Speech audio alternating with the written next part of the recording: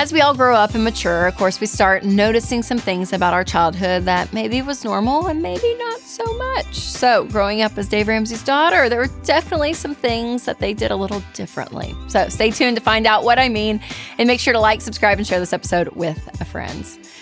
All right, we love our families, we do. And as I look back at kind of the quirky things the Ramseys did, I will be honest, most of them I'm like, I'm so glad they did that, because I think it really established who we are as adults today. So I am thankful for it, but it is funny. So one of the first things that was probably not very normal growing up in the Ramsey household is that you were on commission, you never got an allowance. And they made sure that we said those words.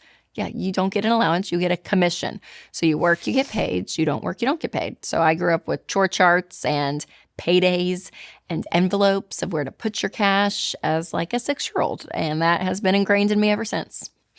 Also, an abnormal thing is one of your Christmas gifts that you get when you are 15 years old is a debit card.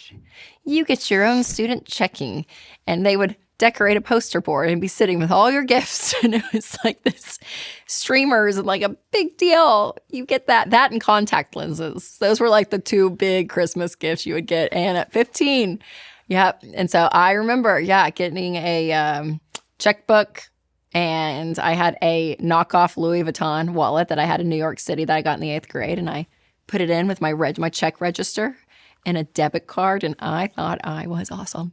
I thought it was amazing. But at 15, you had your own debit card. I remember going to Hollister, and they asked for my ID. And I was like, I don't have an ID because I hadn't had my learner's permit yet. And he was like, I don't think I've ever met someone with a card who doesn't have an ID. And I was like, just need to get that T-shirt, dude. That's all I'm needing. So that was it. Nowadays, parents open up credit cards in their kids' names and try to build their credit and all the things. But no, Dave Ramsey, the opposite. Yep. All right, number 3 kind of relates to number 2, but whenever you bounced a check, which I did at the mall, probably at Abercrombie or Hollister, you actually had to go down to the bank in person and apologize to the branch manager for lying. So I was 15 or 16 and got a notice in the mail that I had overdrawn my account. And there were fees and all this stuff, and I didn't have money, but I was writing checks, and they print your checks like on the paper, on the mail, so I could see my handwriting. I was like, oh no, but it was like $18 at Hollister. I mean, it was just all these stupid things that I was doing. I wasn't keeping up with the money in my account. So I bounced checks, and I remember Dad was like, that's lying, because you're spending money that you're telling the store that you have in someone's bank, and you don't have that money. So you have lied to the store and the bank. So we're going to go down and apologize to them.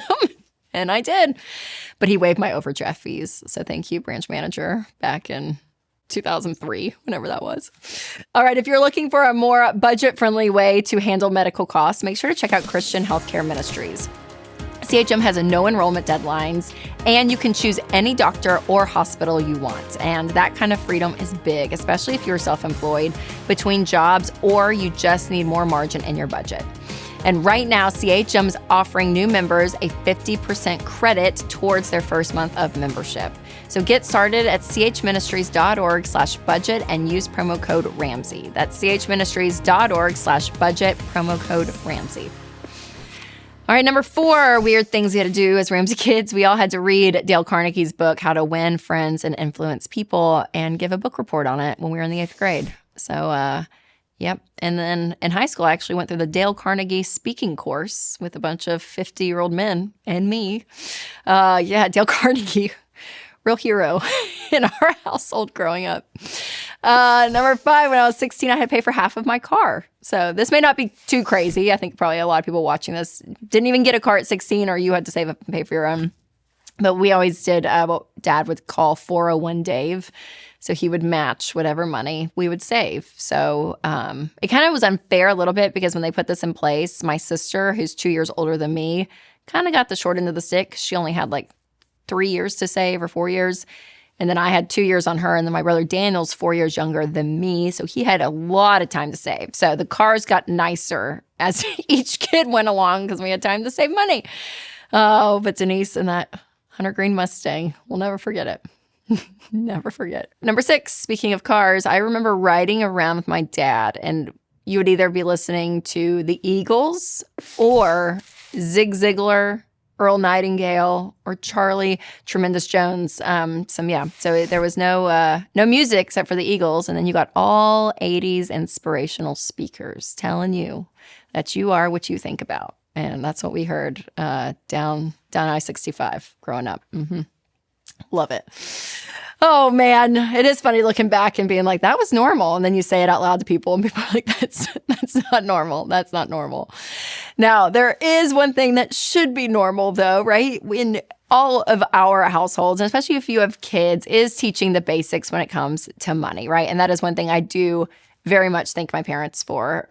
Their quirky ways of doing it really does. It shapes who you are as an adult. And so I know for my kids, those lessons are so important, but also lessons about contentment and generosity. I mean, there's so much around the heart of money. And that's one reason I wrote my kids' books. I wrote 3 different kids' books, and the illustrations are beautiful in them, but to teach these principles to our kids. And I do think it's important to have this message that's being said over and over and over again, that they understand generosity and contentment. So I'll put the link down below for those books. You can check it out if you have little ones at home. And for more Dave advice, check out the episode 9 Things to Do Differently with Your Money in 2026 with Dave Ramsey. You can click right here, or I'll put a link down below. All right, you guys, remember to take control of your money and create a life you love.